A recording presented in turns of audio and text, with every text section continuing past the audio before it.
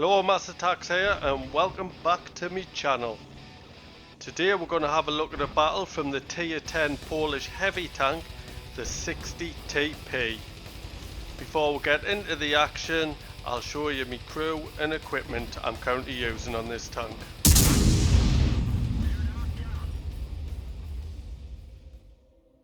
I've got quite a decent crew on this tank. My commander's on the 5th skill, the rest are on the 4th skill.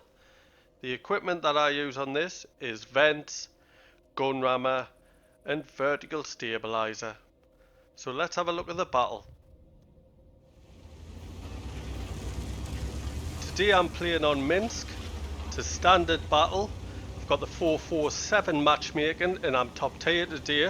So since I'm top tier, I want to go to the ridge for the middle road. I like playing that ridge. If you've got good gun depression and a strong turret, it's a great position to start at. And if the enemy don't have anybody on the other side of the road, you can always push and go against the buildings, which covers you from the artillery, although there isn't any in this battle. But you can proxy spot everybody behind the buildings, help your team. So I've made it to the ridge. Nothing pushed up to this position yet on the other side. You might have noticed that I've loaded the HE shells, because if they hold down on the other side, you're not going to be able to get a penetrating shot. But if you want to fire into the turret, the best way is to fire HE shells, get some damage in. If you load the gold ammo, you're still going to have the same problem of struggling to penetrate an enemy turret. So that's why I always pick HE in this situation. I only carry 5 shells in this tank. I do in most tanks. With this gun and firing HE, I do only have 90mm penetration, but as you saw there, I could just see the top of the mouse and I managed to get some damage in since I'm shooting HE. So as I was saying, you only get 90mm of penetration, so you're not really going to penetrate anything, but you do still get the damage in. You don't get the full 950, which is the potential with these shells. See if I can sneak another shot into the mouse. Yes, there's another one. So I'm pulling back now. I have to be careful because that mouse has getting a shot into us. When you're playing positions like this, you've always got to remember that your turret is only strong at the front. So if you're turning your turret, people will penetrate the sides of it. Did get another shot into the mouse there. I bounced a shot from the IS-22. If you do choose to play this position, you are bogged down here. You can't really get away from this position. So if your team loses the west side of the map, you are in serious trouble. Unless you can win this side, get into the cover of the buildings. There's my last shot of HE, so now I'm changing to AP. And I'll tell you a little bit about the gun on this tank.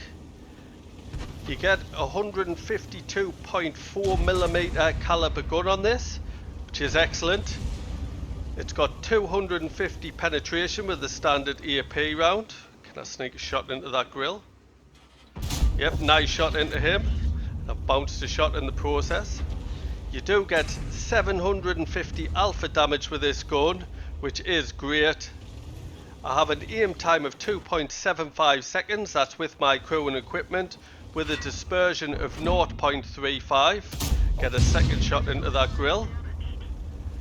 The reload time is quite long on this because you do have a big gun. The reload that I've getting with my crew and equipment is 16.1 seconds, which is a long time. The shell velocity isn't nothing special on this, 900 meters per second. But you do get 8 degrees of gun depression with this tank, which makes it really good for playing ridge lines, which I do enjoy playing. So my team's pushed round here now. My E4's just shot the T30. The T30 fired back, so I'm going to go straight round and try and take him out. I was thinking about taking the IS-22 out there, but it's always better to take the bigger gun out first. So I've taken the T30 out. Team's all pushing. This IS-22 isn't going to last long, and I didn't get a chance to reload to take it out. When you win this side on this map, you've always got to be wary of something camping on C5. Bounced a shot from a light tank, don't know why he's doing it at the back, and sure enough there's somebody there, T44, and that really hurt him. 849 and tracked him. just bounced another shot there. Getting some assistance from tracking the T-44. Getting lots of assistance from spotting here. My view range isn't excellent on this. I'm getting it to 427 with my crew and equipment.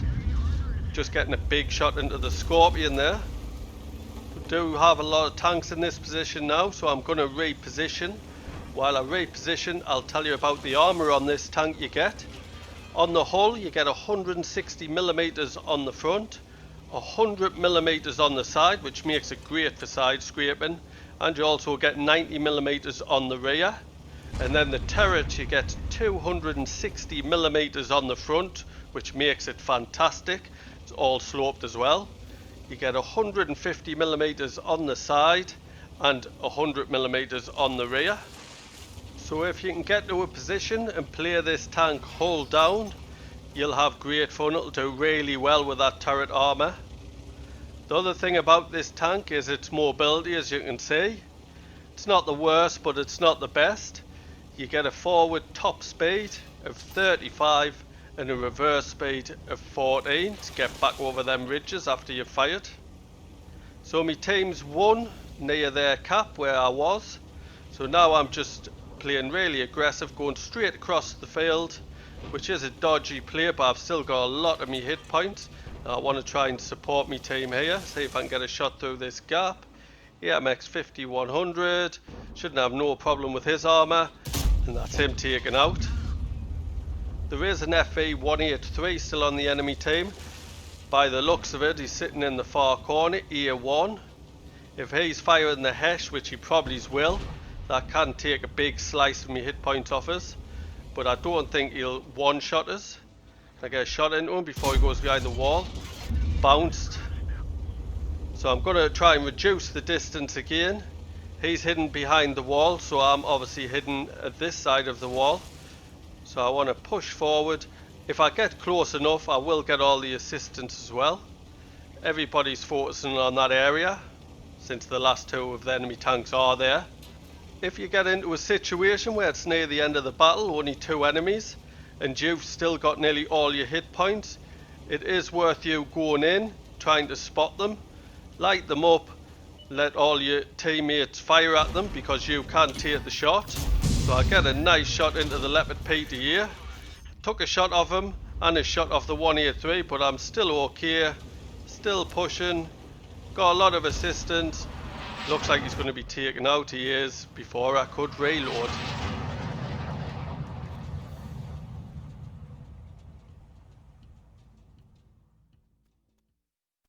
So let's have a quick look at the stats. Was a Masters, he is tank reward. We've got the Confederate medal. You've got to hit more enemy vehicles than any other player on your team, at least 6. We hit 9. We've got the steel wall, which you've got to receive the most hits, at least 11 of any other player on your team, with potential damage of at least 1,000 hit points, and survive. We bounced 2,800 potential damage. We also got the high caliber for our 5,721 damage. We also got 2,823 assist. Top of the tree for XP with a base XP of 1,209. Top for damage.